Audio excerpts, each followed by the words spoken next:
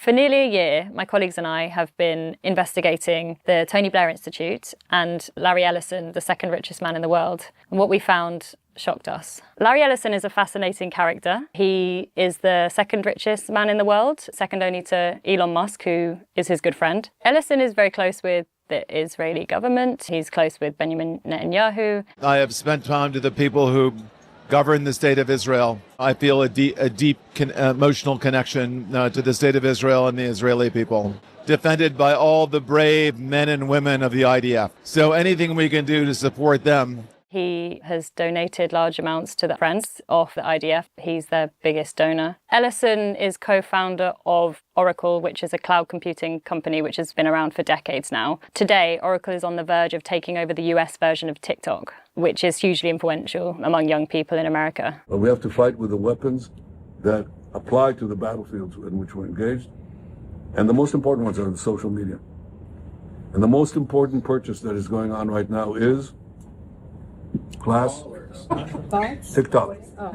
TikTok, number one. Oracle's former CEO, Safra Katz, is on record as saying she wants to embed the love and respect for Israel in America's culture. It violates our policy to have from the river to the sea on your LinkedIn, like all that kind of hate speech. We're just bringing the consequences. And if you want to boycott us, buckle up. David Ellison, Larry Ellison's son, is the owner of Paramount, which recently took ownership of CBS News. And CBS News is run by Barry Wise, who is self-proclaimed Zionist fanatic.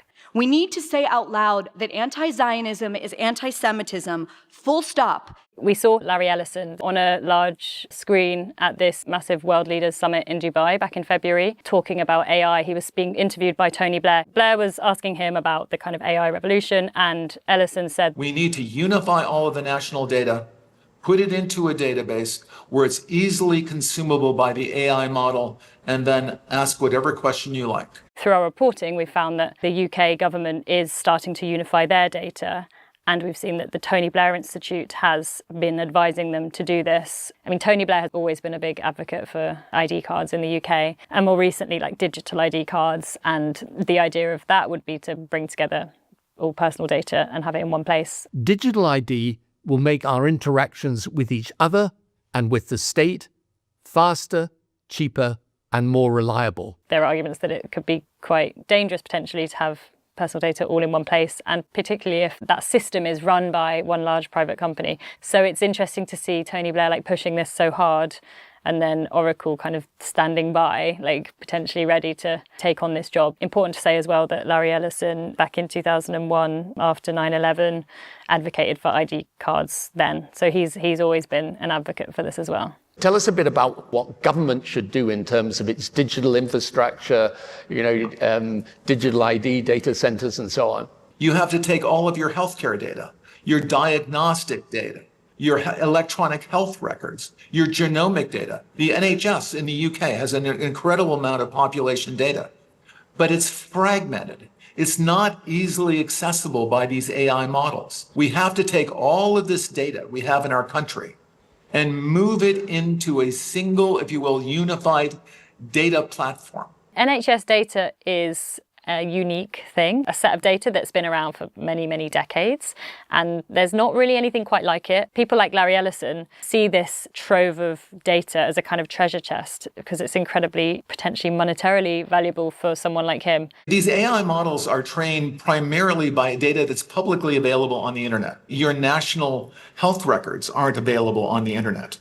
That stuff is not available, but that's very precious, very, very precious for your data. From our reporting, we found that the Tony Blair Institute, the TBI, is really deeply embedded in Keir Starmer's government. There's a risk here that with TBI in the ear of the UK government and Larry Ellison in the ear of the TBI, that very valuable thing that we've got in the UK right now is going to be co-opted. That means that we're not going to benefit from that. Instead, this US billionaire is going to be the one who benefits. It also hands over all of our personal data, and that should concern all of us. Ellison and Blair were first pictured together in 2003 when Ellison donated supplies to specialist schools in the UK. And we know that since then they've been close friends. They've been seen pictured together on some of Ellison's massive yachts and on his Hawaiian island that he basically owns, Lanai Island it's called. Blair has recorded a video for Oracle. Oracle has decades of experience in healthcare, and I've been immensely excited by the willingness to solve problems together for the greater good of humanity. And I appreciate Oracle's leadership position in this space. When Blair was in office, he gave Oracle quite a number of UK government contracts. And now we see that Larry Ellison, obviously founder of Oracle, is donating huge amounts to the TBI, north of £250 million. And the TBI has huge influence on the UK government and which companies it chooses for its own contracts. Ministers in the UK government regularly meet with TBI employees and discuss policy around AI, data capture, NHS data and the future of healthcare and how AI can play a role in that, and where it's clear to see that Oracle, Larry Ellison's company, is set to benefit from those policies. Oracle has made over £1.1 billion from UK government contracts to date. It's an incredibly lucrative place for Ellison and Oracle to be. So the fact that we now know that Ellison's interests are being pushed by TBI on the UK government is incredibly worrying, because Ellison knows that this is a place where he's making a lot of money already and he's just going to be set to make even more. Clearly huge conflicts of interest here. The title of Larry Ellison's biography was, "What's the difference between Larry Ellison and God? God doesn't think he's Larry Ellison," which I think is quite telling. His wealth isn't just some kind of distant abstract thing. Like, he's making a lot of money off the UK government and UK taxpayers and taxpayers around the world, and making huge amounts from systems and tools that aren't necessarily set to benefit us. There's a lot around surveillance and bringing all the data together so that it's in one place so that governments can use it to surveil people. And Ellison's actually made this clear. He said, Citizens will be on their best behavior because we're constantly recording and reporting everything that's going on. And the camera's always on. You don't turn it on and off. Oracle, I need 2 minutes to take a bathroom break, and we'll turn it off. The truth is, we don't really turn it off. What we do is we record it so no one can see it, but no one can get into that recording without a court order. And I think that should scare us, to have one of the richest men in the world saying this, and at the same time, that same technology that's going to enable this, he's ultimately going to benefit from the use of that technology monetarily to make himself more money. That should concern all of us. I'm going to lunch with my friends. Oracle, I need an hour for privacy with lunch with my friends. God bless.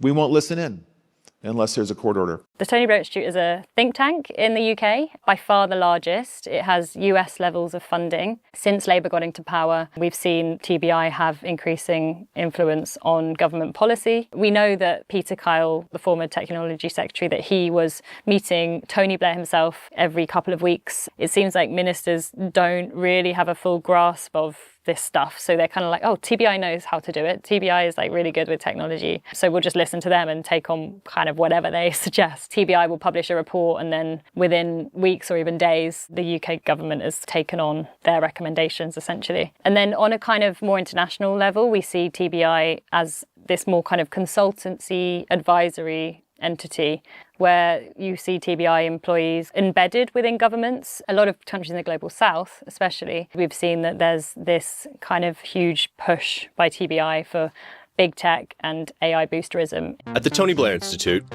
we believe that technology is key to reimagining the state. There's a lot of concern among TBI and former TBI employees about this. A lot of employees told us they decided to work for TBI because they really believed in the mission of kind of encouraging governments to embrace technology, but in a kind of responsible, safe way. But that they realized it ended up being much more about trying to sell certain technologies. Staff were told to really push Oracle's services, and that they were having to do this despite kind of sometimes knowing that this wasn't the best option for the local populations. There were other companies offering better suited systems for those countries. Tech sales for Oracle, that's how people described it. They were having to do tech PR, tech sales, and that was not what they got into this job for. The influence and power of big tech is seeping into people's consciousness more and more. There's now a slow realization that this isn't going to benefit normal people. None of this is set to benefit us people on the ground. And by shining a light on these issues, I'm also hopeful that more journalists will start to look into the big tech lobby and how they're having such a big say at the moment in our policies, and to actually speak up against that and campaign for the big tech billionaires to have less influence. With our current media landscape in the UK, the importance of independent media is huge. If you want to see more independent content like this, feel free to support Double Down News on Patreon.